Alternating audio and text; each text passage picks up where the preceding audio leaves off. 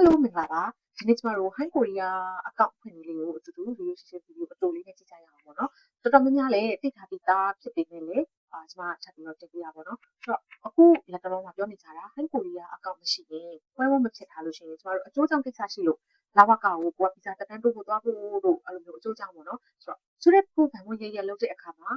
ပွဲဝမဖြစ်ထားရင်ကိုမှ Hi Korea အကောင့်မရှိလို့ရှိရင်ဗန်ဝင်ရလုပ်လို့မရဘူးဒါမျိုးလေးတွေလည်းပြောကြတယ်ပေါ့နော်ဆိုတော့ဒါဖြစ်ပါကိုရီးယားမှာနေရဆိုလို့ရှိရင်တော့ Hi Korea အကောင့်လေးတော့ရှိထားဖို့ကောင်းတယ်အဲ့တော့ကျွန်မအကောင့်ဖွင့်လေးကိုတစ်ချက်တင်ပြပါမယ်ရှင်အရင်ဆုံးကျမတို့က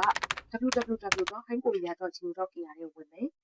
အခုအပေါ်ထိပ်ဆုံးလေးမှာ Facebook app ဆိုတာလေးရှိတယ်ကျမတို့အကောင့်ရှိထားပြီးသားလို့ဆိုလို့ရှိရင်ဒီက login in ဆိုတာလေးကိုဝင်ရုံပဲဒါပေမဲ့ကျမတို့တစ်ခါမှ Hi Korea အကောင့်မဖွင့်ရသေးဘူးဆိုလို့ရှိရင်တော့ Facebook app လေးကိုနှိပ်မယ်ဒီမှာသူကသဘောတူပါတယ်ဆိုပြီးတော့ဒေါငီဟာနေတာဆိုပြီးတော့နှိပ်ကြတဲ့နေရာလေး၃ခုရှိတယ်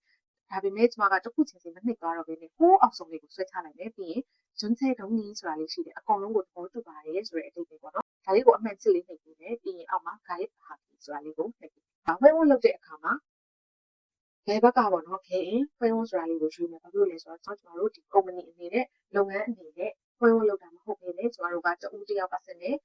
အနေနဲ့ခဲအနေနဲ့လုပ်တာဖြစ်တဲ့အတွက်ကြောင့်မို့လို့ဘယ်ဘက်အစိမ်းရောင်လေးခဲရင်ဝဲဝန်းဆိုတာလေးကိုရွေးပြီးမယ်အဲ့ဒီခဲရင်ဝဲဝန်းဆိုတာလေးမှာအောက်မှာရွေးချယ်စရာ၄ခုရှိတယ်အဲ့၄ခုမှာကျမတို့ကဒုတိယမြောက်ရဲ့ဒွန်းတို့ဝဲခုခဲဆိုတာလေးကိုရွေးမယ်နေရာလေးကိုရောက်သွားပြီဆိုရင်ကျမတို့ကဖြည့်ရတော့မယ်အပေါ်ဆုံးမှာက ID card ကိုယ့် ID card အရှိရခန်း6လုံးနဲ့အနောက်ကခန်း9လုံးပေါ့နော် ID card အစအဆုံးအကုန်လုံးကိုရိုက်ပြရမယ်ဒုတိယအကွက်မှာကကိုယ့်ရဲ့နာမည်အမည်ပြီးသွားလို့ရှိရင်တတိယအကွက်မှာကျတော့ကျမတို့သူ့ရှိမှာသူ့ရဲ့ screen မှာမြင်နေရတဲ့ခန်း၄လုံးရှိတယ်ဥပမာဒီမှာဆိုရင်8361ဆိုတာလေးရှိတယ်ဒီ8361ဆိုရင်ကျမတို့8361တစ်ခုနဲ့တစ်ခုတစ်ခါနဲ့တစ်ခါ random မို့တော့တူနေဘူးဒါပေမဲ့ကျမတို့ကမြင်ရတဲ့အတိုင်းပြန်ပူးရေးမယ်ပြီးရင်အောက်ဆုံးမှာ plugin ဆိုတာလေးကိုနှိပ်ပေးမယ်ဒါဆိုရင်ဒီလိုမျိုးပေါ်လာတဲ့အဲ့ဒါဆိုရင်ကိုက ID ကိုဘယ်လိုထားမှာလဲ password ကိုဘယ်လိုထားမှာလဲကိုထားချင်တဲ့ ID လေးကိုထားပြီးသွားပြီဆိုလို့ရှိရင်သူ့ရဲ့ဘေးနားမှာခဲအောင်အကွက်လေးတွေ့တယ်ဟုတ် zoom plugin ဆိုတာလေးရှိတယ်အဲ့ဒါလေးကိုတစ်ချက် click ခောက်ပေးမယ်ဘာကြောင့်လဲဆိုတော့ကိုထားတဲ့ ID ကကိုထားချင်တဲ့ ID ကပေါ့နော်ထားလို့ရမရတခြားသူထားပြီးသား ID ဖြစ်နေမလားဆိုတာလေးကိုကျမတို့ကတစ်ချိန်ချက်လုပ်ပြီးတဲ့သဘောပေါ့နော်အဲ့ဒါလေးတစ်ချက် click ခောက်မယ်အဲ့ဒါဆိုရင်သူကအသုံးပြုနိုင်တဲ့ ID ဖြစ်ပါတယ်ဆိုတာလေးကိုအကြောင်းပြန်နေတယ်အကြောင်းပြန်နေဟိုလိုမျိုးတကူတစ်ခါ message ပို့တာမဟုတ်ဘူးပေါ့နော်အသုံးပြုနိုင်တဲ့ ID ဖြစ်ပါတယ်ဆိုတော့စာလေးအောက်ကနေတော့ထိုးပေးလိုက်မယ်အဲ့လိုဆိုကျမတို့ဆက်သွားလို့ရတယ်တခါလေကျရင်ကိုထားချင်တဲ့ ID ကတခြားလူအသုံးပြုပြီးသားတခြားလူထားပြီးသားဖြစ်တဲ့အတွက်ကြောင့်မလို့သုံးလို့မရတာမျိုးဖြစ်တတ်တယ်ပေါ့နော်အဲ့တော့ကျမတို့အဲ့ဒါလေးကိုတစ်ချက် click ခောက်ပေးမယ် okay တယ်ဆိုလို့ရှိရင်အောက်က password ကိုသွားမယ်ကိုသွားချင်တဲ့ password ကိုထားချင်တဲ့ password ကိုရိုက်မယ်ပြီးရင်နောက်တစ်ချိန်အတည်ပြုတဲ့အနေနဲ့ထည့်ရိုက်မယ်ကိုထားချင်တဲ့ ID ရဲ့ကိုထားချင်တဲ့ password ရဲ့အကုန်ထားပြီးသွားပြီရိုက်ပြီးသွားပြီဆိုလို့ရှိရင်အောက်မှာ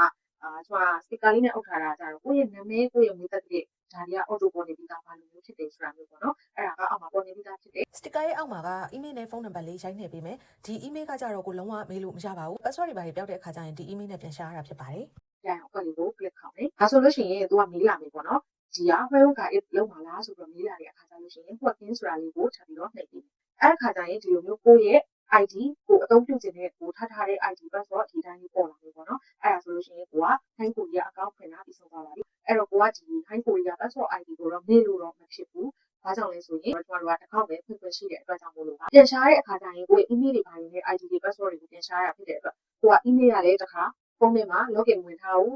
email ကိုလည်း password တွေမြင်နေတယ်အဲ့တော့ကဘယ်လို email နဲ့အသုံးပြုခဲ့ရလဲမသိတော့ဘူးဒါမျိုးတွေလည်းဖြစ်တတ်တာဖြစ်တဲ့အတွက်ကြောင့်မို့လို့ကျမတို့